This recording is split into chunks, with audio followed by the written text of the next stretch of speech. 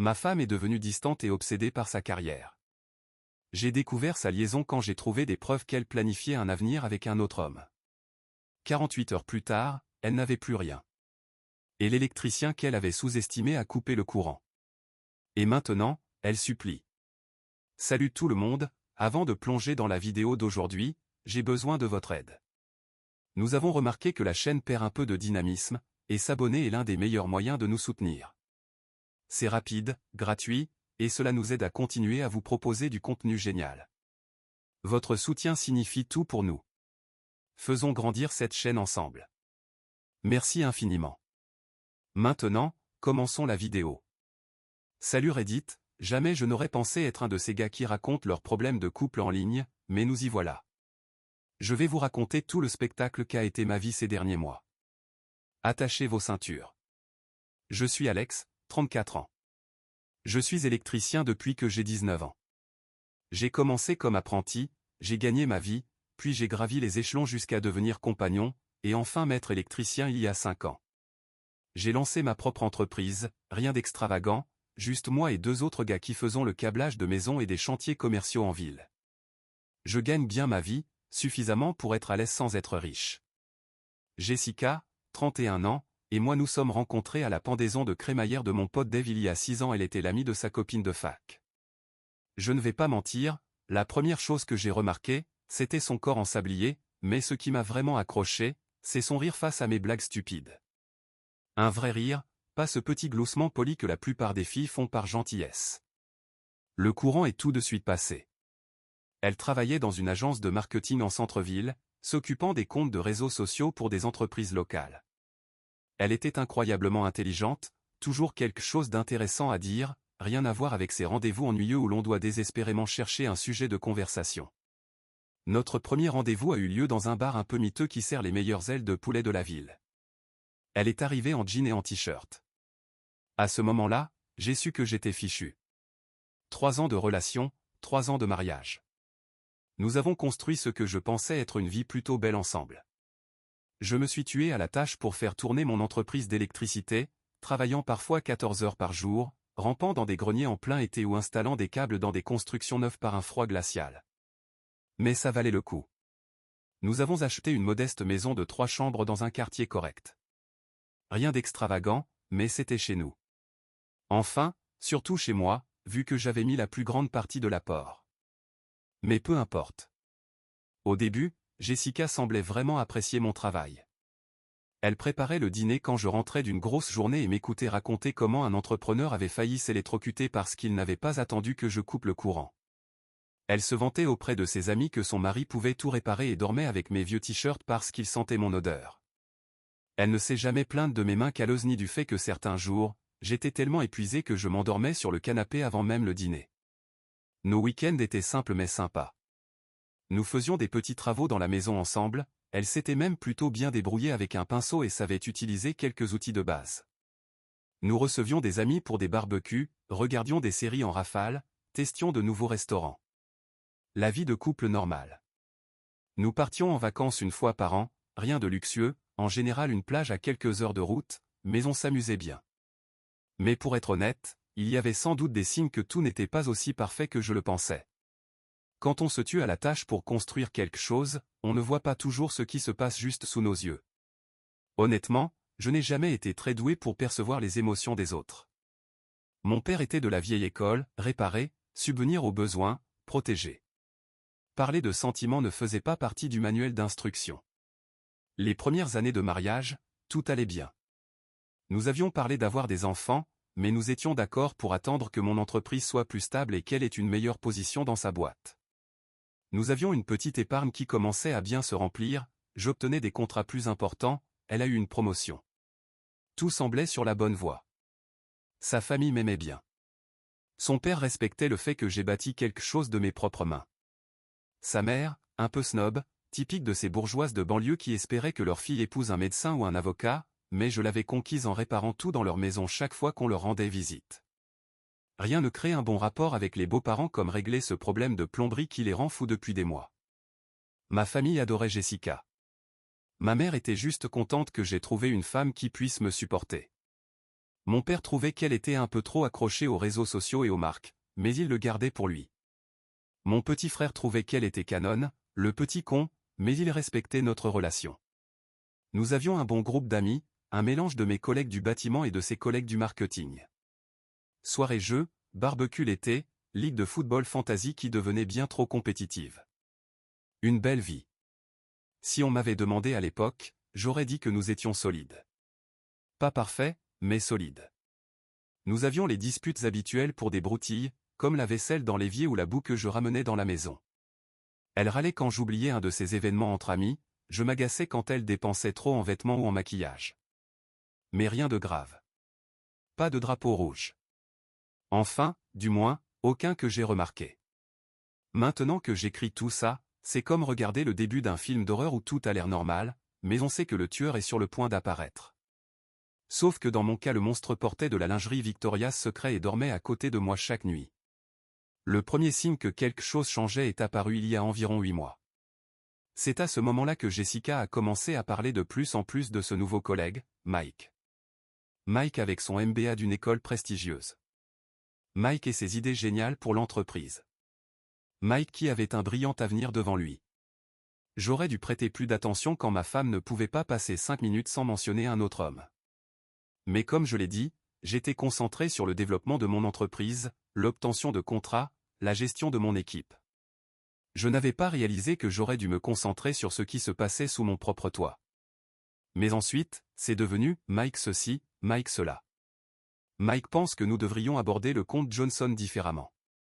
Mike est allé à Cancun l'an dernier et dit que nous devrions y aller. Mike dit que mes idées ont un vrai potentiel. Très vite, j'ai commencé à entendre parler des choix de petit déjeuner de Mike et de sa routine d'entraînement, comme si j'en avais quelque chose à faire que Mike fasse du crossfit et mange des toasts à l'avocat. C'est à ce moment-là que Jessica a commencé à rentrer tard du travail. D'abord, c'était les happy hours d'équipe, soi-disant obligatoires pour renforcer l'esprit de groupe. Une fois par semaine, puis 2, puis 3. Elle rentrait vers 20 ou 21 heures, légèrement éméchée, sentant un mélange de bar et de parfum. Quand je lui demandais comment s'était passée sa journée, elle avait ce regard absent, comme si elle était mentalement ailleurs. Elle a commencé à faire des petits commentaires sur la réussite de ses amis de fac. L'une venait d'acheter une maison de vacances au Colorado, une autre venait d'être promue vice-présidente dans une entreprise de technologie. Toujours avec ce ton étrange, comme si notre vie n'était pas à la hauteur. Mike dit que j'ai un vrai potentiel de management, il pense que je devrais viser plus haut, disait-elle en faisant défiler Instagram, tandis que j'essayais de lui parler du contrat que je venais de décrocher pour un nouvel immeuble de bureau en centre-ville. Comme si ma réussite ne comptait pas parce que je ne portais pas de costume au travail. Puis sont venues les transformations physiques. Elle a commencé à s'habiller différemment pour le bureau, portant des vêtements que je n'avais jamais vus auparavant. Plus de maquillage, une nouvelle coupe de cheveux, un parfum qui devait coûter plus cher que mes bottes de travail. Elle a commencé à se faire les ongles chaque semaine au lieu de tous les quelques mois pour les grandes occasions. Ensuite, il y a eu la salle de sport. Soudainement, ma femme qui se plaignait de devoir promener le chien autour du pâté de maison se levait à 6 heures du matin pour aller à une salle de sport haut de gamme en centre-ville, avec des cours, des smoothies et des entraîneurs personnels. 200 € par mois, alors qu'il y avait une salle parfaitement bien à 30 €, 5 minutes de chez nous. Elle rentrait de plus en plus tard, se douchait systématiquement à la salle après son entraînement, rentrant ainsi parfaitement coiffée et maquillée vers 20 ou 21 heures. Parce que c'est totalement normal d'être aussi impeccable après une séance de sport intense, pas vrai? Je ne suis pas du genre jaloux. Je n'ai jamais été le gars qui fouille le téléphone de sa copine ou qui traque sa localisation. J'ai toujours pensé que la confiance était là où ne l'était pas, et si elle ne l'était pas, alors la relation était déjà terminée. Mais je ne suis pas non plus stupide. J'ai commencé à remarquer qu'elle était toujours sur son téléphone, mais tournait l'écran quand j'approchais. Je l'ai surprise en train d'envoyer des messages tard dans la nuit, avec la luminosité au minimum. Elle prenait des appels et devait soudainement sortir pour capter un meilleur signal, alors que notre maison n'avait jamais eu de problème de réception une nuit. Je me suis réveillé vers 2 heures du matin pour aller aux toilettes et elle n'était pas dans notre lit. Je l'ai trouvée dans la cuisine en train d'écrire frénétiquement des messages. Quand elle m'a vu, elle a presque lâché son téléphone et a rapidement dit qu'elle n'arrivait pas à dormir et qu'elle vérifiait ses emails de travail à 2 heures du matin. L'argent a aussi commencé à changer. Nous avions toujours eu des comptes séparés pour nos dépenses personnelles, en plus d'un compte commun pour les factures et l'épargne. J'ai commencé à remarquer des retraits plus importants que d'habitude du compte commun vers son compte personnel. Quand je lui demandais, elle me répondait vaguement qu'elle devait aider sa sœur ou qu'elle investissait dans un projet professionnel. Les relevés de cartes de crédit montraient des frais dans des restaurants les soirs où elle était censée être en sortie entre filles ou en train de travailler tard, des achats dans des boutiques de vêtements de luxe alors qu'elle disait ne faire que du lèche-vitrine, des consommations au bar d'un hôtel en pleine journée de travail. La goutte d'eau a été la Saint-Valentin. Je ne suis pas particulièrement fan de cette fête commerciale, mais j'avais quand même réservé une table dans un bon steakhouse qu'elle voulait essayer. J'avais commandé des fleurs pour être livrées à son bureau et même acheté ce bracelet en argent sur lequel elle laissait des indices depuis des semaines. Je lui ai envoyé un message vers midi pour m'assurer qu'elle serait à la maison à temps pour notre réservation de 19 h. Pas de réponse. J'ai appelé à 17 h, directement sur la messagerie vocale. À 18h30, toujours rien. Je me suis retrouvé assis sur le canapé, habillé élégamment, avec des fleurs fanant sur la table et une boîte de bracelets froide dans ma poche. Elle est finalement rentrée vers 23 h, visiblement ivre, en balbutiant qu'il y avait eu une crise au travail et que son téléphone était mort. Elle n'a même pas remarqué les fleurs ni mes vêtements. Elle est juste allée directement se coucher. Le lendemain matin, elle a agi comme si de rien n'était. Quand j'ai abordé le sujet, elle s'est mise sur la défensive, disant que je dramatisais et que je la faisais culpabiliser d'avoir dû travailler tard. C'est là que j'ai su avec certitude qu'il se passait quelque chose. La Jessica que j'avais épousée aurait au moins ressenti un peu de culpabilité d'avoir manqué la Saint-Valentin. Elle se serait excusée, aurait essayé de se rattraper. Cette nouvelle Jessica semblait simplement agacée que je m'attende à ce qu'elle me consacre du temps et de l'attention. Je suis quelqu'un de direct. Mon premier réflexe a été de la confronter, de lui demander si elle me trompait et d'en finir. Mais quelque chose m'en a empêché. Peut-être de la fierté. Peut-être un instinct de préservation. Alors j'ai décidé d'observer, vraiment observer. J'ai commencé à repérer des schémas. Chaque mardi et jeudi, des réunions tardives. Un samedi sur deux, des brunchs entre filles qui, bizarrement, duraient jusqu'au dîner. Elle rentrait toujours avec une coiffure impeccable, mais sans aucun sac de shopping après ses soi-disant journées de lèche-vitrine. J'ai consulté notre historique d'appels en ligne. De nombreux appels et messages vers le même numéro, toujours au moment où elle était censée travailler tard ou être à la salle de sport. Un numéro qui ne figurait pas dans notre liste de contacts familiaux. Un jour, alors qu'elle était sous la douche, j'ai fait quelque chose que je n'aurais jamais cru faire. J'ai essayé de regarder son téléphone. Il était verrouillé avec un nouveau code. Depuis quand avait-elle besoin de verrouiller son téléphone contre moi? Nous avions toujours connu les codes l'un de l'autre, pas par méfiance, mais simplement pour des raisons pratiques. Puis il y a eu ces événements professionnels. Des soirées d'entreprise, des dîners avec des clients, des sorties entre collègues où, soudainement, je n'étais plus invité. C'est juste pour les employés, ou encore, ce serait ennuyeux pour toi. La Jessica que j'avais épousée adorait me montrer à ses collègues, me présenter comme son « sexy mari électricien ». Je ne suis pas le type le plus observateur en matière de relations, mais même moi, je ne pouvais plus ignorer ce qui se passait. Ma femme s'éloignait, construisant une vie parallèle dont je ne faisais pas partie. La question était de savoir ce que j'allais faire à ce sujet. Alors que j'étais encore en train de décider de la marche à suivre, l'univers a décidé de me mettre une preuve sous le nez. Je réparais notre lavabo qui fuyait dans la salle de bain quand j'ai laissé tomber ma clé à molette. En tombant, elle a fait basculer la trousse de maquillage de Jessica, qui était posée sur le comptoir. En ramassant les rouges à lèvres et autres objets éparpillés, j'ai trouvé une carte clé d'hôtel glissée dans une petite poche. Pas un hôtel où nous étions déjà allés en vacances. Celle-ci venait du Marriott Downtown, à quelques minutes à pied de son bureau. Un souvenir étrange à garder, sauf s'il avait une signification particulière. Je l'ai remise exactement là où je l'avais trouvée et j'ai terminé de réparer le lavabo comme si de rien n'était, mais cette carte clé n'a cessé de me hanter. Cette nuit-là, après qu'elle se soit endormie, j'ai plongé dans nos finances. Jessica avait toujours géré les factures et le budget, non pas parce que je ne pouvais pas le faire, mais parce qu'elle était plus pointilleuse sur ce genre de choses et que cela ne me dérangeait pas de la laisser s'en occuper. J'ai accédé à nos comptes communs et commencé à examiner les relevés récents. J'ai découvert des retraits importants vers son compte personnel ces 3 derniers mois, 500 $ ici, 700 $ là, de l'argent censé être pour notre avenir, nos économies, notre vie ensemble. Les relevés de cartes de crédit montraient des achats dans des boutiques bien au-dessus de notre budget habituel, des frais de restaurant lors de soirées où elle m'avait dit être avec ses amis, dans des établissements qui n'étaient certainement pas les lieux décontractés que ses copines avaient l'habitude de choisir, des achats de lingerie haut de gamme que je ne l'avais jamais vu porter. Puis je l'ai repéré, un paiement à l'hôtel Marriott du centre-ville, datant de 3 semaines plus tôt, juste une consommation au bar, pas de chambre, mais quand même. Elle ne m'avait jamais mentionné avoir été dans un bar d'hôtel.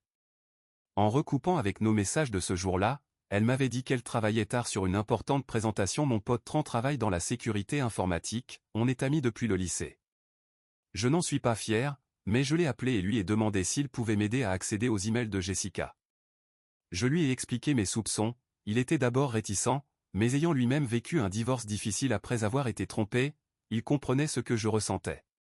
Il m'a aidé à installer un simple logiciel espion sur notre ordinateur familial, juste un programme basique qui capturerait ses mots de passe la prochaine fois qu'elle se connecterait. Légal? Probablement pas moral? Encore moins. Mais à ce stade, je m'en fichais. J'avais besoin de savoir ce qui se passait vraiment. 2 jours plus tard, j'avais son mot de passe. Il était là, message après message avec ce type, Mike. Des plans de week-end, des plaintes sur moi, sur mon état d'esprit de perdant pendant que Mike avançait dans sa carrière, des remarques sur le fait qu'elle se contentait de rester avec moi alors qu'elle méritait plus de luxe que ce que je pouvais lui offrir. Le même Mike qui était en réalité son supérieur direct, qui venait d'être promu directeur régional dans son entreprise, le même Mike qui, d'après son profil Facebook que je scrutais désormais comme un fou, était marié avec un enfant de 2 ans et un autre en route. Il y avait des confirmations de réservation d'hôtels, des captures d'écran d'annonces d'appartements qu'ils envisageaient ensemble, des messages où ils planifiaient leur avenir après qu'elle m'ait quitté, tout en dormant chaque nuit à mes côtés, en mangeant les repas que je préparais et en vivant dans la maison que mon travail avait payée. Un email de Mike disait « Encore quelques mois et mon bonus arrive, après on pourra quitter nos situations merdiques et repartir à zéro. Sois patiente et garde les apparences à la maison. » J'ai eu l'impression d'être frappé en plein ventre. 6 ans ensemble, 4 ans de mariage, tout un mensonge, ou du moins c'en était devenu un. Cette nuit-là, je suis resté assis 1 heure dans mon camion, garé devant notre maison, perdu dans mes pensées. Colère, trahison, un tourbillon d'émotions me submergeait. Une partie de moi voulait rentrer, faire ses valises et les balancer sur la pelouse. Une autre voulait trouver ce Mike et lui éclater le visage contre le trottoir. Une autre encore voulait juste me saouler et mettre le feu à quelque chose. Mais je n'ai rien fait de tout ça. Ce n'est pas mon genre, je n'ai jamais été du genre à perdre le contrôle, même quand tout en moi voulait exploser. Mon père m'a toujours dit que quand on est en colère, c'est le moment où il faut penser le plus clairement. Le vieux avait raison là-dessus au moins. Alors j'ai commencé à faire des plans. Si Jessica et Mike complotaient leur sortie, je devais avoir 2 coups d'avance. Il était hors de question que je sois le pigeon abandonné avec les dettes pendant qu'ils filaient vivre leur petit conte de fées. J'ai d'abord pris rendez-vous avec un avocat spécialisé en divorce, un type que j'appellerais Richard, que mon pote avait embauché quand sa femme l'avait trompé. Un vrai requin, apparemment. Je lui ai envoyé tous les emails que j'avais trouvés, les relevés financiers, toutes les preuves.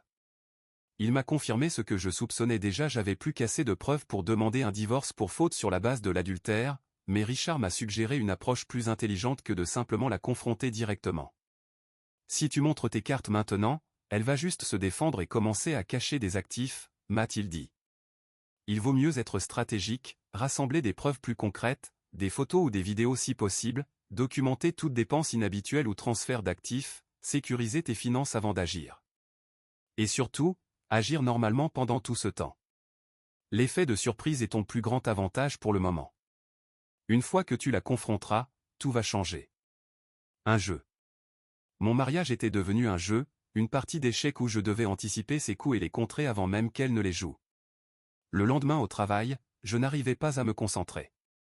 J'étais tellement distrait en pensant à Jessica et Mike planifiant leur nouvelle vie ensemble pendant que je me tuais à la tâche pour nous entretenir que j'ai failli m'électrocuter. Mon apprenti, Tommy, a dû intervenir pour me rappeler de tester le circuit avant de toucher quoi que ce soit. Ce gamin m'a sauvé d'une sacrée décharge, une honte. Ce soir-là, quand Jessica est rentrée tard, comme d'habitude, je me suis forcé à agir normalement. Je lui ai demandé comment s'était passée sa journée, j'ai écouté ses mensonges sur une réunion stressante avec un client et j'ai même réussi à l'embrasser pour lui souhaiter bonne nuit sans vomir. Pendant qu'elle dormait, j'ai commencé à faire des listes sur mon téléphone, les actifs à protéger, les comptes à séparer, les personnes qui devaient être mises au courant et celles qui ne devaient pas l'être, un calendrier pour orchestrer toute cette opération. Le lendemain matin, je lui ai envoyé un message disant que je pourrais devoir partir en déplacement pour un gros chantier électrique, un immeuble commercial à Phoenix qui nécessitait un recablage complet. Je serais probablement absent pendant environ 2 semaines. Je lui ai demandé si elle se sentirait à l'aise de gérer la maison seule. Sa réponse a été si enthousiaste que c'en était presque comique. C'est génial, bébé. Quelle belle opportunité pour toi. Ne t'inquiète pas pour moi, je vais très bien m'en sortir ici. Je parie que oui, ai-je pensé. Je parie que oui. Le piège était tendu. Maintenant, il ne me restait plus qu'à mettre le reste de mon plan en action. J'ai pris soin de faire tout un spectacle en faisant mes valises, en chargeant mon camion avec des outils, en l'embrassant pour lui dire au revoir. J'ai même fait un détour chez mes parents en quittant la ville pour une occasion spéciale, comme s'ils vivaient déjà là. Ils riaient, Jessica semblait plus heureuse et détendue que je ne l'avais vue depuis des mois. Tout cela sous mon toit, avec mon argent, dans la maison que j'avais construite pour nous. Le plan était en place. J'avais fait croire à tout le monde que j'étais réellement parti en déplacement. J'avais même dit à mes parents de ne rien dire à Jessica si elle les contactait, leur racontant que je voulais lui faire une surprise avec un cadeau acheté avec l'argent de ce prétendu contrat. Ma mère trouvait cela adorable. Si seulement elle savait. Une fois sûr que personne ne soupçonnait quoi que ce soit, j'étais revenu discrètement en ville et m'étais installé dans la maison vide de mon ami Tony, à environ 15 minutes de chez moi. Tony avait vécu son propre cauchemar de divorce, il comprenait donc parfaitement ma situation et m'aidait sans poser de questions. J'avais besoin d'un œil sur ma maison. Un autre ami, Kevin, qui installe des systèmes de sécurité, m'avait équipé de caméras extérieures discrètes que je pouvais surveiller depuis mon téléphone. Nous les avions installées alors que Jessica était au travail, une caméra pointée sur l'allée, une autre sur la porte d'entrée. Rien à l'intérieur, je ne suis pas ce genre de type, et honnêtement, je ne voulais même pas voir ce qui pourrait se passer dans ma propre chambre. Le premier jour fut calme. Jessica rentra, commanda à manger, regarda Netflix, m'envoya quelques messages tu me manques auxquels je répondis avec un enthousiasme tout aussi faux. Le deuxième jour, vers 19h, une voiture noire s'arrêta devant chez moi.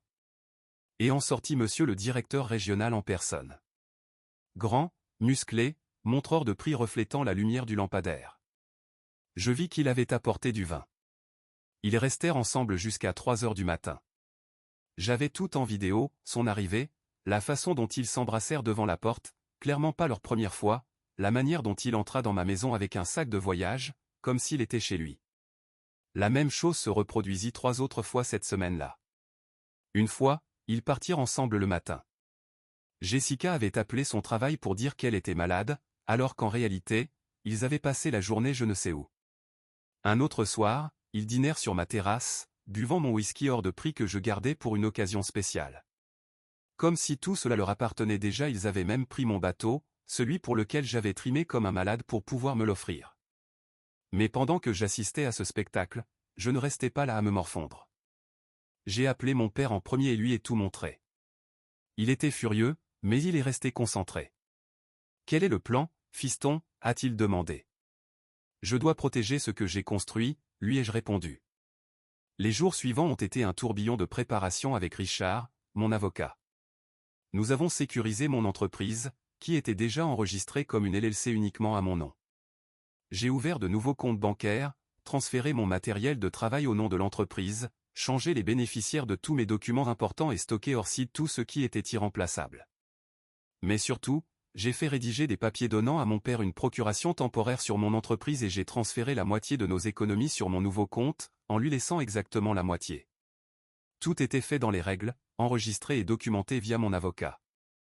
Au bout de 10 jours, j'avais tout ce dont j'avais besoin, vidéo, email, relevé financier et une solide stratégie juridique.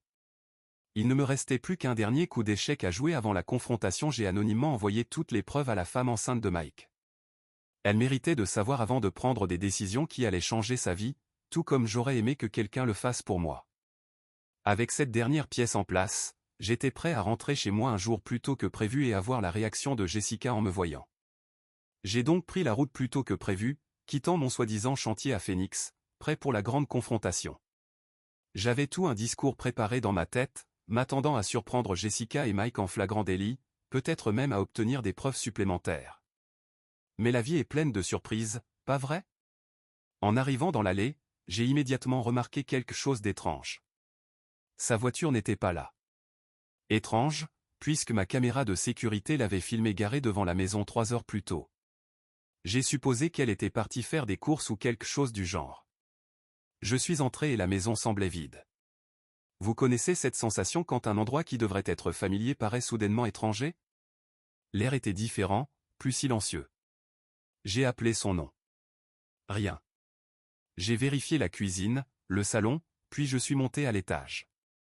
C'est là que ça m'a frappé. Son côté du placard était entièrement vidé. Les tiroirs de la commode étaient vides.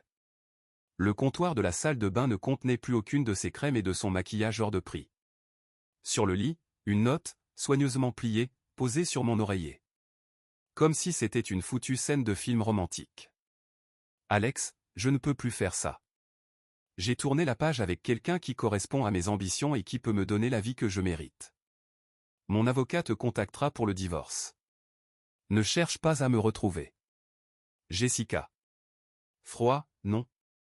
6 ans de relation, 4 ans de mariage, et tout ce que j'avais, c'était 8 lignes sur un bout de papier. Même pas une page complète. Je me suis assis au bord du lit, la note en main, sans ressentir quoi que ce soit. Pas de rage. Pas de chagrin. Juste un vide étrange, comme si j'observais les conséquences d'un truc qui était déjà mort depuis longtemps, mais que je n'avais pas voulu admettre. Je suis allé dans le salon, j'ai ouvert mon ordinateur portable et j'ai lancé les enregistrements de la caméra de sécurité. Là, en plein écran, Jessica et Mike chargeaient des valises et des cartons dans son Audi, vers midi. Elle riait pendant qu'ils luttaient avec un sac trop lourd, tous les deux surexcités, comme des gamins qui s'enfuient après le couvre-feu. J'ai passé les heures suivantes à faire des listes, comptes bancaires, cartes de crédit, mots de passe, factures. Tout ce qui devait être géré quand sa femme décide de disparaître. J'ai changé les serrures, modifié tous les mots de passe qu'elle aurait pu connaître et j'ai appelé Richard, mon avocat en divorce, pour lancer officiellement la procédure en vérifiant nos comptes. J'ai remarqué quelque chose d'intéressant. Elle avait vidé son compte chèque personnel, mais n'avait pas touché notre épargne commune. Soit elle l'avait oublié dans sa précipitation à commencer sa nouvelle vie luxueuse, soit elle prévoyait de revenir le récupérer une fois que les choses se seraient calmées. Puis, ça m'a frappé, le coffre-fort dans mon bureau à domicile. Je l'ai ouvert et, bien sûr, tous ces documents importants étaient encore là. Certificat de naissance, passeport, carte de sécurité sociale, tout ce dont on a besoin pour fonctionner en tant qu'adulte dans ce pays. Elle avait été tellement pressée de partir qu'elle avait complètement oublié l'essentiel. Stupide. J'ai pris mon téléphone pour lui envoyer un message à ce sujet, mais je me suis arrêté. Le conseil de Richard m'est revenu, ne t'engage pas. Ne t'engage pas tant que nous n'avons pas tout en ordre. Laisse-la faire les premières erreurs au lieu de cela. J'ai appelé mon père, lui ai expliqué la situation et il est venu rapidement. Nous nous sommes assis sur la terrasse pour discuter pendant que je transférais la moitié de notre épargne sur un nouveau compte à mon nom uniquement, en laissant exactement l'autre moitié sur le compte commun. Je ne suis pas un voleur, mais je ne suis pas un idiot non plus.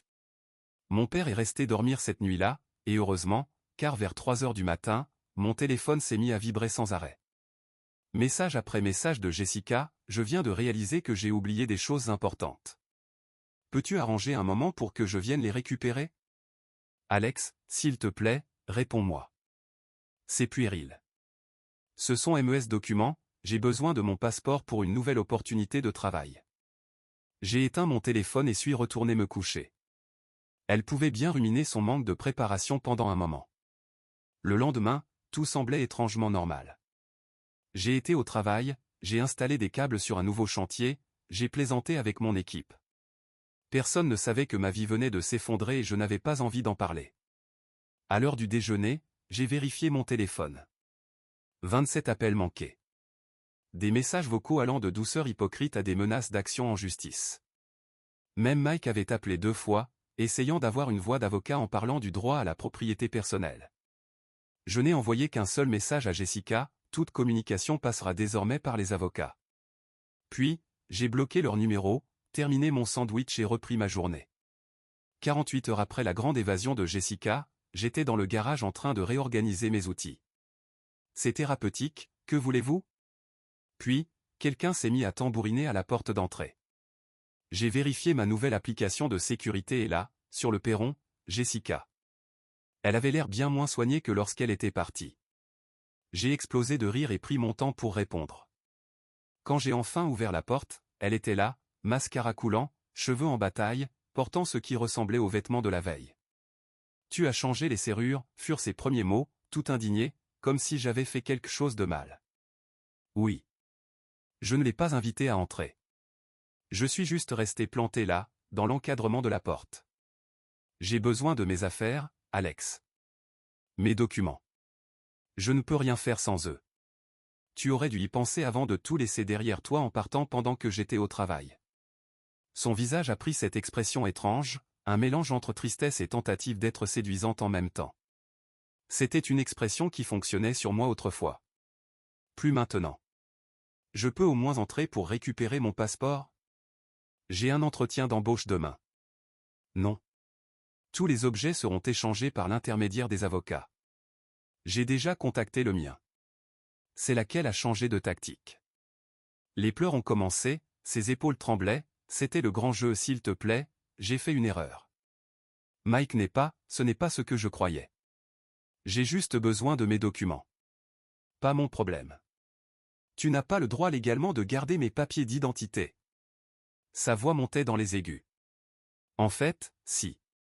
Je vais les conserver en toute sécurité jusqu'à ce qu'un échange légal soit organisé. Ils sont en sécurité et te seront rendus par les voies appropriées. Elle a tenté de me pousser pour entrer dans la maison, mais j'ai simplement fait un pas de côté et bloqué l'entrée avec mon bras. Jessica, tu as fait ton choix. Tu es partie. Ce n'est plus ta maison. C'est aussi ma maison, mon nom est sur l'hypothèque. Tu devrais vérifier ça encore une fois. L'hypothèque est uniquement à mon nom. La maison a été achetée avec mon épargne d'avant le mariage comme apport, et puisque tu as abandonné la résidence sans préavis, tu as considérablement compliqué ta propre revendication. Merci Richard, pour ce script légal parfait. Même si je doute qu'elle ait saisi tous les détails, elle a senti l'impact de ce que je venais de dire, car son visage a affiché l'instant exact où elle a compris que je n'étais pas le pigeon qu'elle pensait. Où suis-je censé aller? L'appartement de Mike, c'est compliqué. Des problèmes au paradis, déjà? Ça n'a pas traîné. Elle m'a fusillé du regard. Sa femme l'a découvert et a débarqué chez lui en hurlant. Elle avait des emails et des vidéos? Tu as quelque chose à voir avec ça. J'ai haussé les épaules. Ça ressemble à du karma. Je n'ai nulle part où aller, Alex. Laisse-moi rester ici le temps que je trouve une solution. Juste quelques jours. Je dormirai sur le canapé. Non. Tu es cruel. Elle s'est mise à pleurer encore plus fort. Cruel? Cruel, ce serait laisser une note après 4 ans de mariage. Cruel, ce serait coucher avec ton patron dans notre lit pendant que je bossais comme un dingue pour nous entretenir. Cruel, ce serait prévoir de vider nos comptes dès que son bonus serait tombé. Ses yeux se sont écarquillés. Comment je sais tout, Jessica? Chaque email, chaque plan, chaque plainte sur mon manque d'ambition pendant que tu tombais sous le charme de sa voiture en leasing et de ses cartes de crédit à découvert. Elle s'est effondrée sur les marches du Porsche, pleurant pour de vrai cette fois, mais pas pour moi. Elle pleurait parce que son plan de sortie parfait était en train de s'écrouler.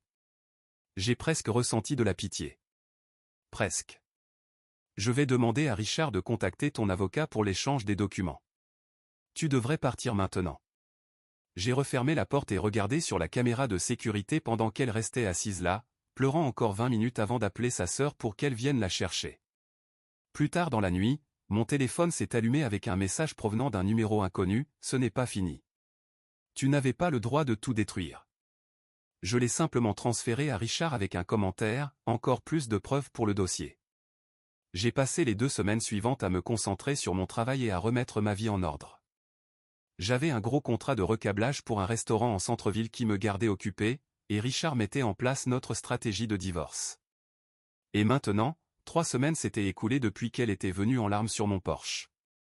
L'échange des documents a finalement eu lieu, sous la supervision de nos 2 avocats, dans le bureau de Richard.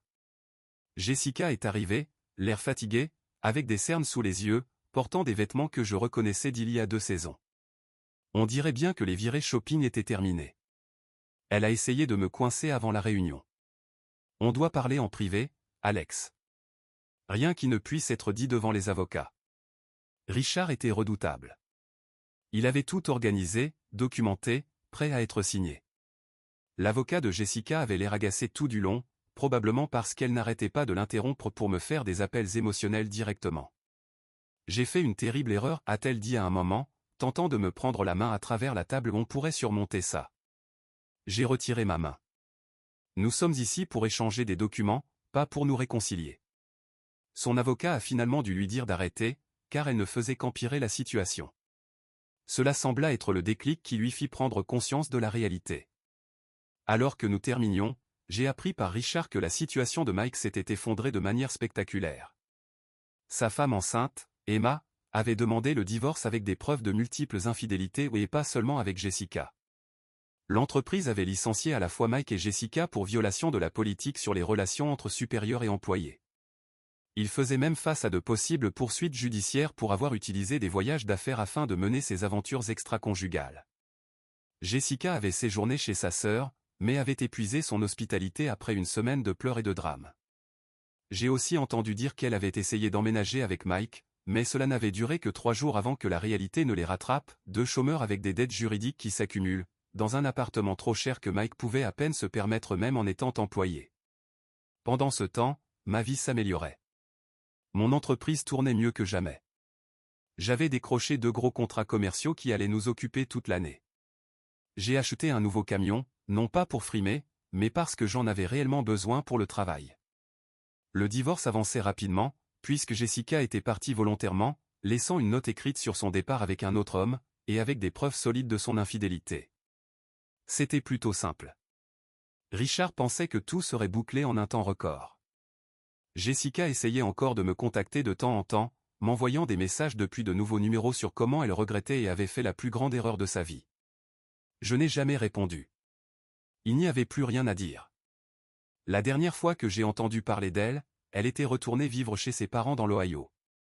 Quant à Mike, il dormait probablement sur le canapé de son frère et faisait des livraisons pour DoorDash afin de payer la pension alimentaire. Leur grande romance avait duré moins d'1 mois dans le monde réel. Certains de mes amis m'ont demandé si je regrettais la façon dont j'avais tout géré, si j'avais été trop dur ou trop calculateur.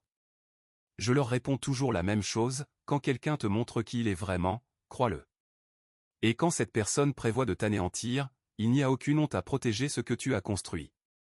Mon père m'a dit une chose qui m'a marqué, en électricité, tu prévois toujours le pire scénario, car une seule erreur peut te tuer. Il s'avère que ça s'applique aussi au mariage. La vie n'est pas parfaite maintenant, mais elle est réelle, et elle est à moi. J'ai rencontré une fille sur un chantier l'autre jour. On prend un café après le travail plusieurs fois par semaine. Je commence déjà à avoir des sentiments pour elle. Rien de sérieux pour l'instant, mais il y a quelque chose chez une femme qui s'est enfilé un tuyau et parlé de circuits électriques qui me plaît. Elle rit à mes blagues stupides. Lisa pensait qu'elle était la seule femme sur Terre à rire à mes blagues. Et elle ne regarde pas son téléphone toutes les 5 secondes quand on est ensemble. C'est dingue comme on ne se rend pas compte de ce qui nous manque jusqu'à ce qu'on l'ait enfin. Aucun regret. Merci d'avoir regardé. Si vous ne vous êtes pas encore abonné, faites-le, et activez la cloche de notification pour rester informé des histoires choquantes et réelles qui se passent autour de vous.